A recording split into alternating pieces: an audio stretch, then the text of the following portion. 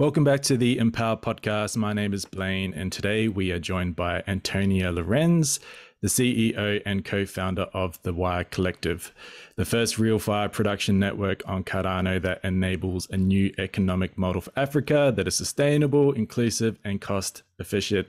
Antonia, thank you for coming on the podcast. Thank you so much for having me. No worries.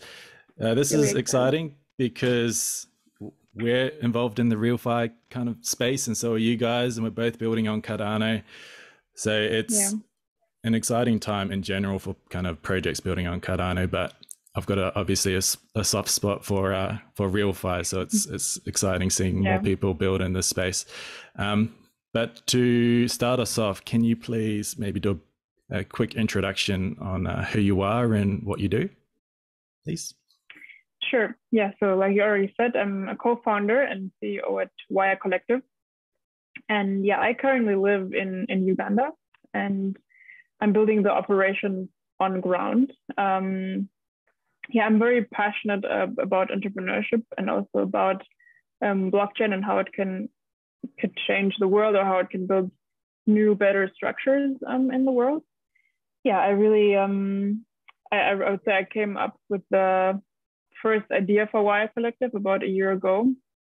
And back then it actually had nothing much to do with blockchain, but more about a better way to produce in Africa and really enabling better production here and growing economies here. But yeah, since then it's really grown so much to a very big idea. Yeah. Awesome. So it's interesting. The original idea was kind of outside of blockchain, and then it found its way into the blockchain space, which is, I think we're going to see more and more of that. Kind of these entrepreneurial people ideas have this an idea about changing the world, providing value, and then kind of them finding the blockchain space and just realizing, this is probably a better infrastructure to build this idea upon. Okay, Waya Collective. What is the Waya Collective?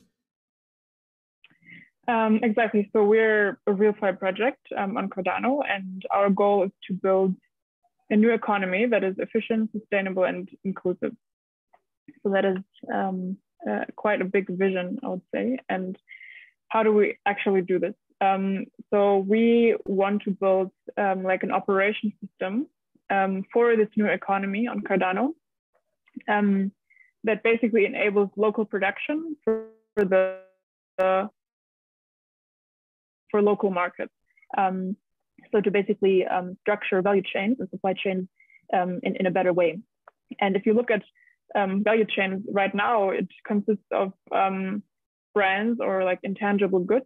So these brands usually have most of the power in the economy. And then you have the producers, which really have the least power, and then the retailers.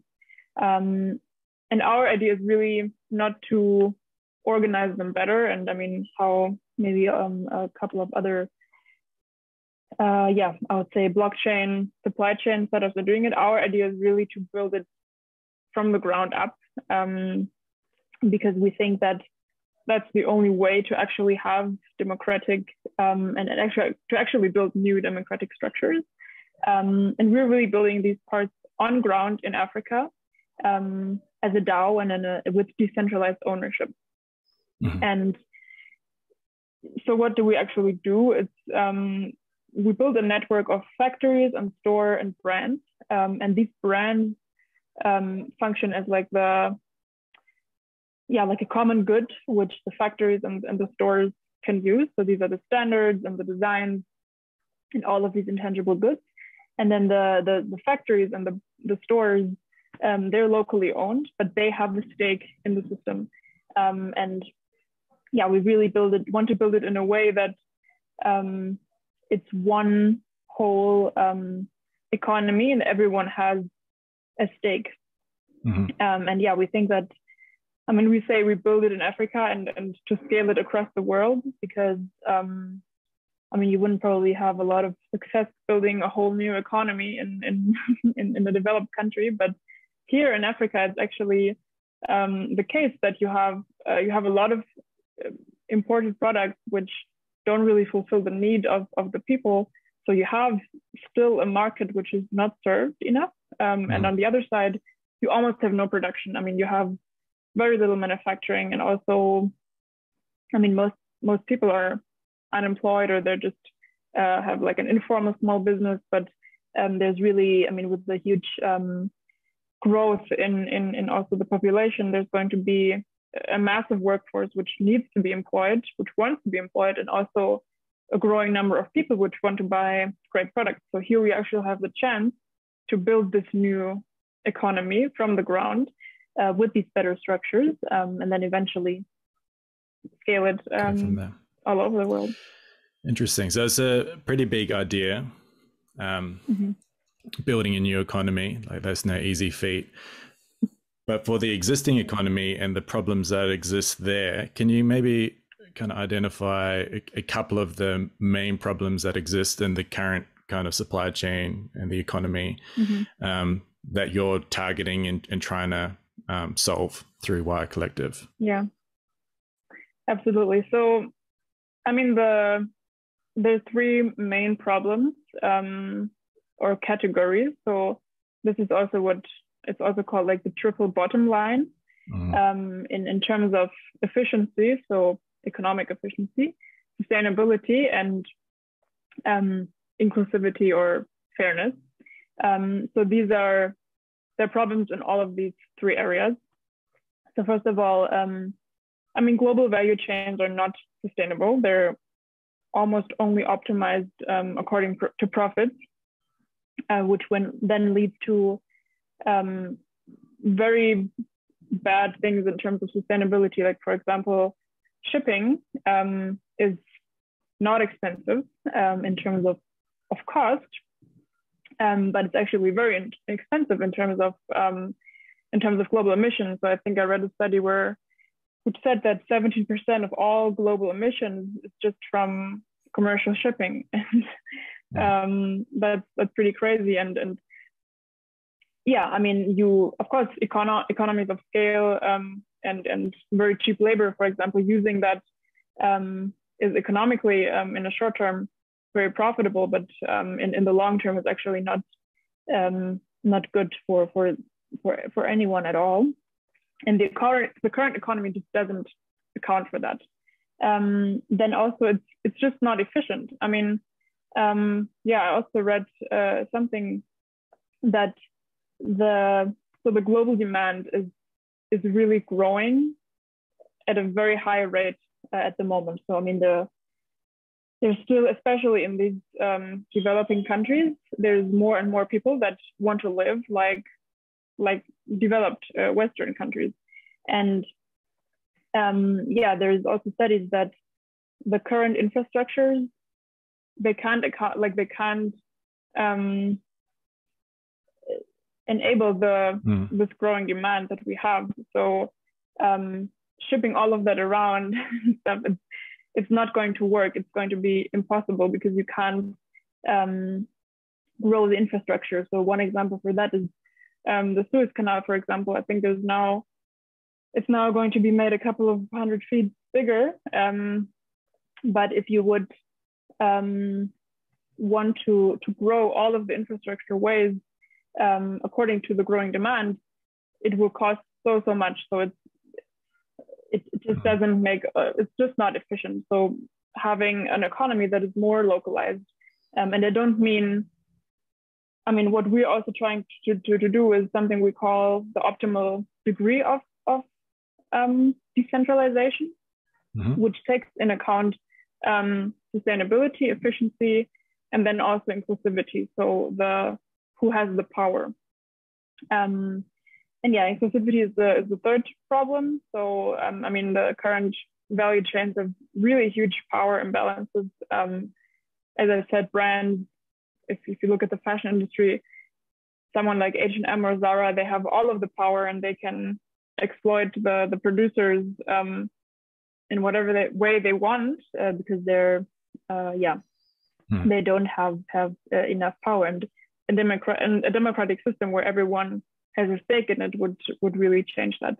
And of course, these centralized power really also makes up for bad decision making for everyone, because of course every company has their own intentions, which are not necessarily the intentions for everyone or even for a better economy. Yeah.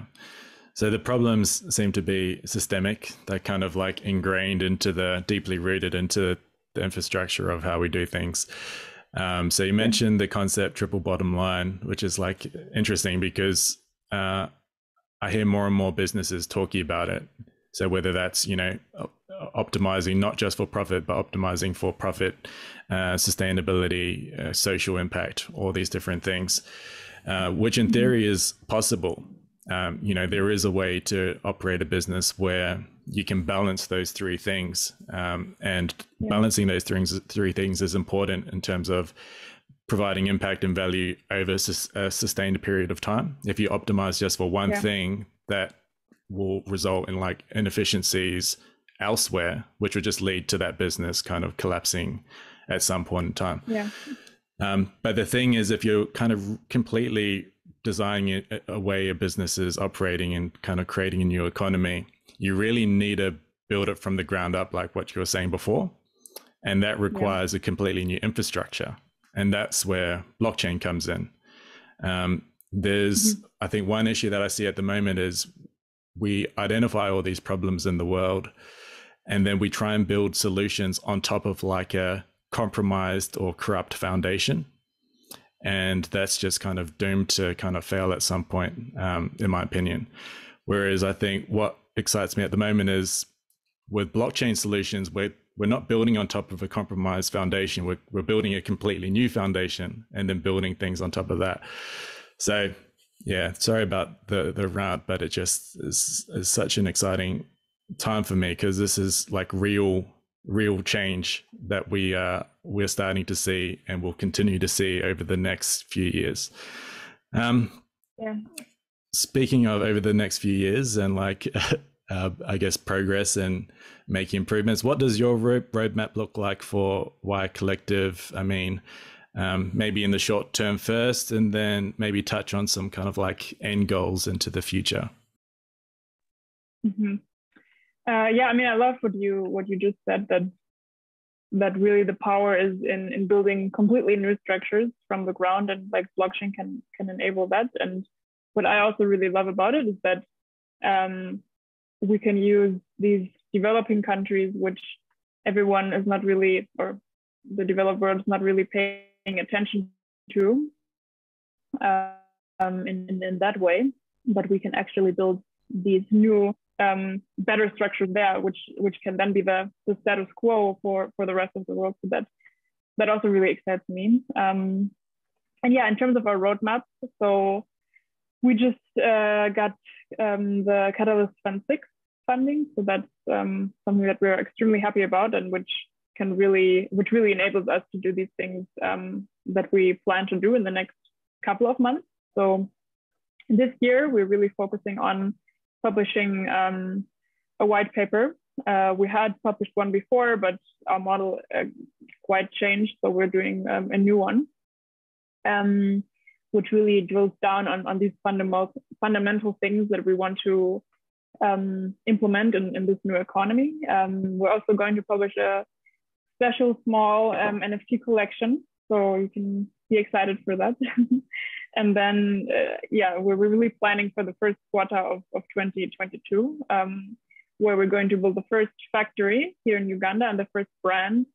And we're really going to design, because we start in the fashion industry. So we're going to produce fashion here in Uganda and sell it to people in Uganda. We're already implementing and coming up with the first brand, the first factory, developing the standards for that.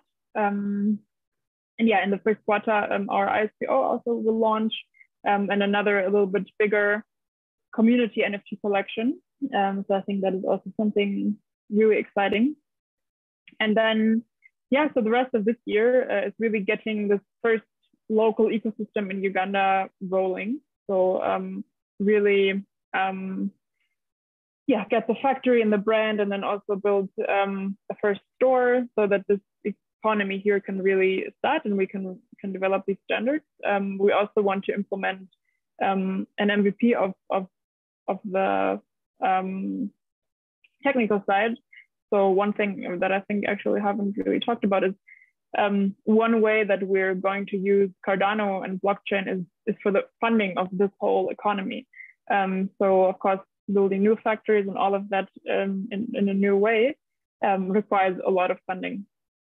And we aim to have a governance token and a stable coin, and people can basically stake their token in a liquidity pool, which can then finance the factories and the operations on ground, and in return they will get a return. And that's something that we also really want to implement in 2022, so that is actually possible. And with the standards and things that we've built on ground in Uganda, we can then give these standards away and enable other people to build the same in other places. So that's really 2022. Then I would say in a more long-term future,